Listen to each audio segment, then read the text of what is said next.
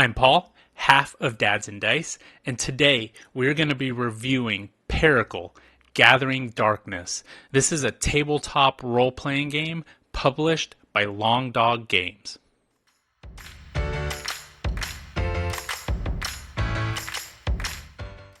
In Pericle, you are going to be forming a party of different heroes that you have created or that have been pre-generated, and just like in any good tabletop role-playing game, you're going to be doing some adventuring, some exploring, going through different lands, finding different bosses to battle, trying to sneak through some docks, of course getting captured and being forced to fight your way out. You might learn some new disciplines. You might gain some new spells for your mages. You might have some archers that are going to improve on their range, and you're just going to be building up these characters more and more until you're just kind of going through it and learning more about this land and exploring everything around you. In this box, there is a lot of stuff. Inside of the box, when you open it up, it doesn't look like much, but everything that you need is in there. The first thing that you'll have is the rule book, and you have two rule books. This first one kind of just explains the game mechanics, so movement, combat, how to cast spells, all the basic kind of mechanics of the game. One thing about Pericle is that it is a GM-less game. Since there is no GM, this rulebook will go into Lore Master, which is their digital app, or it's actually more of a website that kind of keeps track of all of the statuses or the monster's health, your opponent's health. It keeps track of the initiative, all that kind of stuff. So this rulebook kind of goes into the basics of how the game is going to be run. The other rulebook in there is the character creation rulebook. So like I mentioned, there are some pre-made characters, but if you don't want to go that route, you can go to create your own character. And that rulebook is very detailed. It has all the different classes. It has a little bit of lore about them. It goes into how you would find your AD, which is your main thing that you're rolling for. It goes into the different traits and what kind of weapons you can have. And it explains the weapons. Is it a ranged weapon? Is it this? Can you use it when you're grappling? So that rulebook is a little bit more detailed, a little bit more intensive for the actual character. Also in this box, you have a couple of envelopes. These envelopes are kind of secret in here. You've got 5 of them, and throughout the gameplay, it might ask you to get envelope 3 and open it up and keep it off to the side. Again, like any good RPG game, you're going to want to keep notes. So keep those to the side. Keep a little note. You might reference those later. My favorite thing that's in this box are the acrylic standees. They're painted on both sides, and honestly, they look great. There's 74 different acrylics in here. There's a ton of them. It's very good. I really enjoy it, but we'll also get into that in a little bit for my thoughts of those acrylic standees. They are hex-based. This game is a hex-based movement and combat style game.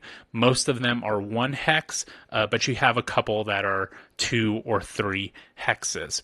You've also got a bunch of different dice. You've got D10s, D6s, D4s. You've got crit dices, defense dices, all those kind of different ways to roll whenever you are playing the game. And then what brings up the most volume of this box, the most stuff in this box, are the maps. There are tons of double-sided maps that are thick. They are a nice carbon thick map. Some of the maps when you play you're going to be connecting two and making one large one. Some of the times you're just going to be playing half of a map and then you might connect more to it at a later time as you discover a little bit more. A couple other things that I was lucky enough to get with this game were a couple of upgrades, and those upgrades are things like the discipline cards. Instead of writing everything down, you have the cards that you can just reference right in front of you, as well as the spell decks. So same thing, you can kind of reference those as you go. And then I also picked up the health trackers, which let you track how much health you have, how much health you've exhausted, how much health you've actually lost. So those are really nice. You don't need those add-ons because you can just keep track of it with a pencil if you're old school. But for me, a person that is kind of new into the tabletop hobby or the tabletop RPG hobby, and I'm more into that board gamer kind of mentality, I like having the components. I like having the cards. It just makes it a little bit easier to reference. So let's talk about gameplay a little bit. Before you get into the game, it does recommend that at least one person knows the base mechanics of the game. But what's great about this is that your lore master, your app-driven part of this game, is going to walk you through tutorials. So when you get on the website, the first thing that you're going to do is you are going to set up your party. So you're going to give your party a name, and then the game, you do have to have minimum of 3 characters. So even if you're playing solo, you do have to have 3 characters in front of you. So once you have that, you've given your characters a name, it's going to go ahead and start walking you through the game. First thing that it's going to do is it's going to show you some type of video. It's going to give you some background on your characters.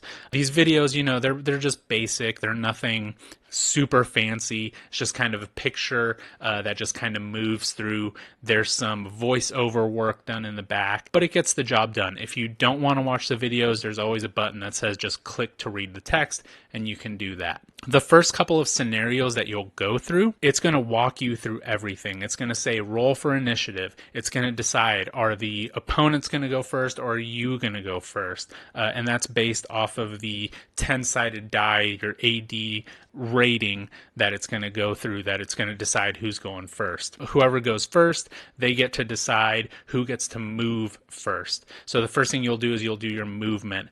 And each hero has different movement. Each opponent has different movement. Once you do your movement, then you're going to actually go into the actions phase of the game. And for the action phase, you can do all sorts of stuff. You can do your melee attack. You can do a ranged attack if you moved 0 to 1 spaces. You can do some spells. You can grapple if you're in a close proximity. You can withdraw from a battle if you are embattled with somebody else, which is actually a really big thing in this game. Basically, embattled means that you are in front of them or they are in front of you, and now they are stuck in that battle until they withdraw. There's a couple of very tactical things that you can do with these movements. If you are to the side of your opponents or if you are behind them, you get bonuses to help you succeed with your AD roll. So there's a lot of kind of tactile strategy going on with the actions that you're going to want to do. Once you have performed your actions,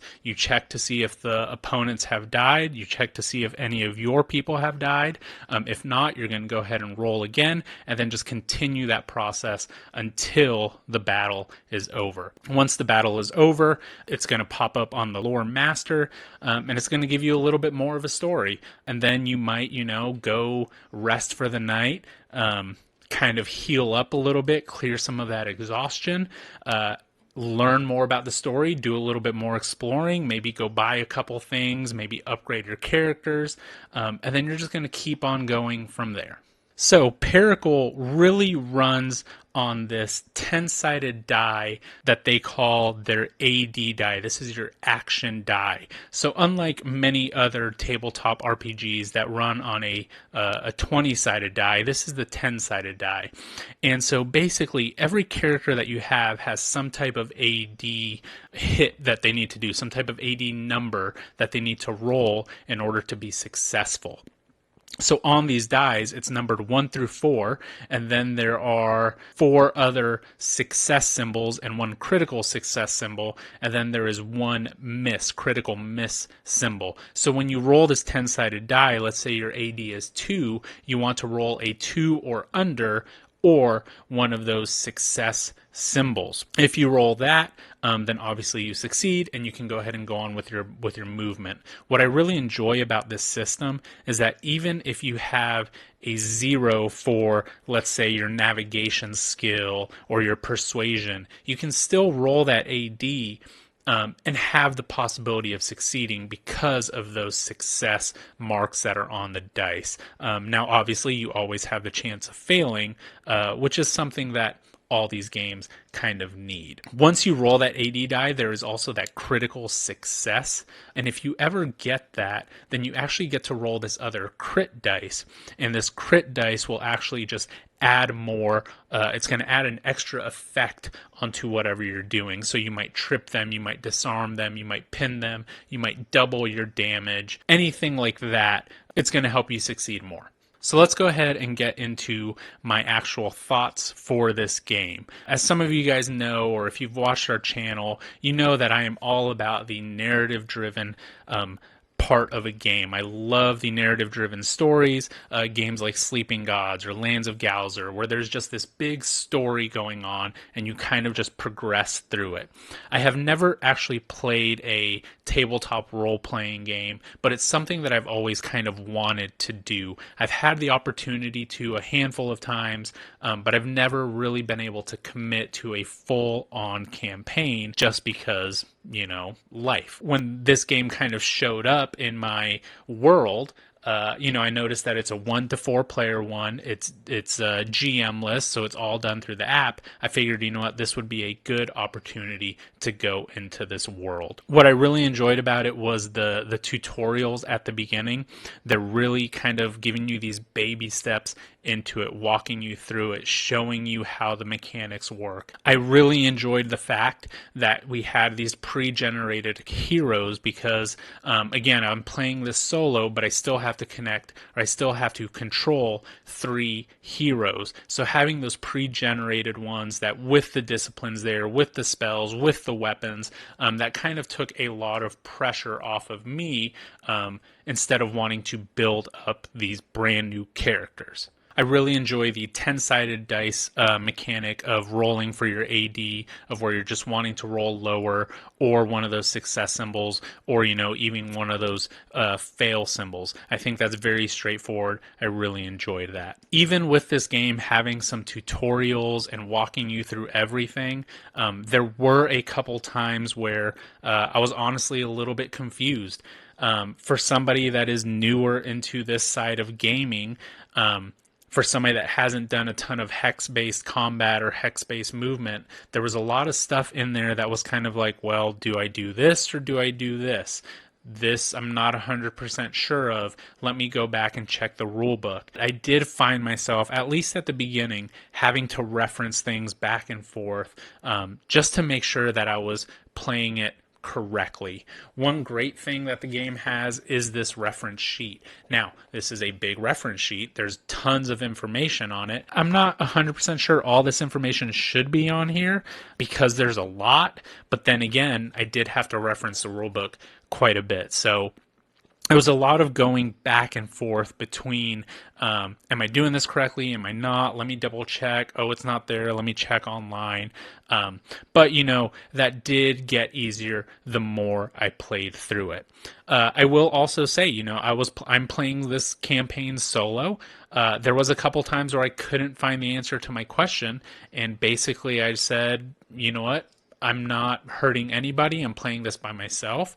We're just going to say that what I'm doing is correct. On the flip side, there were some times where the opponents would do something that just did not really make sense. Now, maybe I forgot to click a status on the computer, or I forgot to do something to mark it on Lore Master, but I ended up deciding this opponent would much rather do this move instead. This is a much smarter move for them to do. So I did have to kind of house rule a couple things and change a couple movements just so that they would make more sense thematically.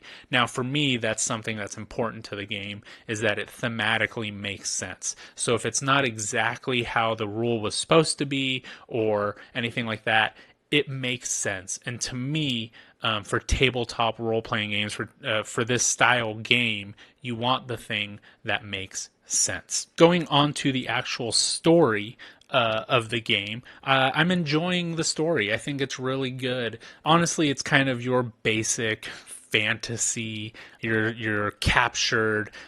You're put into a ring to fight opponents. You have to escape this ring, and then you're going off to some type of dock. And at these docks, you encounter some peasant, and then they're going to lead you somewhere else, and you do some type of little quest there. You find some envelopes, you find some magic stones that will power up your weapons. It's really a basic story, or not a basic, but it's a story that you've seen before. But the way that the app integrates it, it makes it really fun, and it makes you kind of immersed. It does make you immersed into this world. There was one day here where I had basically 4-hour session straight. I had my headphones in, and I was just kind of in the zone, playing this game and just really going into it. Another thing that I really enjoyed about this game is how the magic spells are done. So you have a certain amount of health, you have this max health, and there is no mana, or there's no, spell energy that you have to do. It's all coming from your HP. So if you have some type of spell, if you have this clumsiness spell here that lasts 3 turns, then you have to spend 1 of your health, and there might be an upkeep. So every turn you have to spend another 1 of your health. So,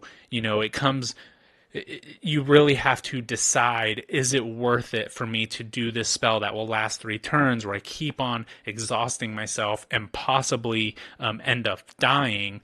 Is that worth doing? Will I be able to regain some health? Will I be able to recover some of that exhaustion? I think that's a very smart way for them to do this, because it's all just coming from your health pool. There's no other resource for you to do that with. So it just kind of streamlines it a little bit more, and I thought that was something that was really good and really interesting about this game. Going into the standees, I mentioned that there's 74 of them. I love this and I hate this at the same time. I think it is awesome. Again, it brings you into that immersion of the world. You're at the docks and you have to find the fishermen, or later on you're trying to find the troll. So there's this immersive part of trying to find the standees, and that's really what it is you're trying to find these standees. Unless you have a dedicated spot for 74 standees laid out, it's very difficult to find them. Now, of course, the troll, you're going to find that easily because it's bigger than the rest. But when you have to find the spearman that is not much different than the others, or you have to find 2 of the same swordsmen, that becomes pretty difficult to sort through them and find them. Getting me out of the zone of the role-playing game, that is one thing that I found not super enjoyable. There was a couple times where I just grabbed a random standee and just said, this will have to do. I've gone through this bag 2 or 3 times. I can't find it. This swordsman is going to be a fisherman, right? Again, I understand why you have so many. I love that there's so many out there. And maybe it's just me. Maybe I just need a better organization method for those standees. Another thing with the standees is there's that film on there to protect it. I did not take all of the film off of these standees because it was just taking way too long for me to do that. And then you're only using the standees for one scenario. You might see them later on. It got to a point where it was not worth wasting 10-15 minutes to take off this backing, this plastic backing, or this wrap to just make it look a little bit clearer. Overall, I think Pericle is a very fun, very enjoyable experience. I do think that I would want to play this with at least another person. These kind of games, I really enjoy the storytelling. I really enjoy the shared experience of the, hey, you remember when we saw this, and hey, you remember when we did that. Playing it solo is good. It is enjoyable. It is a fun game to play. But I do think that this style of game is just that much more fun when you have somebody to share that experience with. I think that the components in this game are awesome. I wish they could have maybe made this into a binder, kind of like a Jaws of the Lion style game, but I also understand these maps. It's really nice to have them. They're big. It's just a nice, solid component. So while I do see it both ways, personally, I would like a smaller map. That would make the box smaller, less heavy. It would just take a little bit less space up. I think the character creation portion is great. I started creating my own character. Now that I'm a couple hours into this, I was considering adding one into my gameplay just to make it a little bit more tailored towards me and towards my gameplay. I really enjoyed the action dice that you have, the crit dice, the failure. I believe you have a 50% chance of either failing or succeeding basically any time that you roll the dice. And then just Lore Master in general. It's a great system. It's keeping updated. On there's a place that you can submit bugs and they look through it and they can update it. They can change scenarios. They can change how things act. So in a way, it's kind of this living, breathing document. Also in a way, to its detriment, since it is a website, this isn't something that you can take with you where there's no internet, or if the power is out or whatever, you can't play this.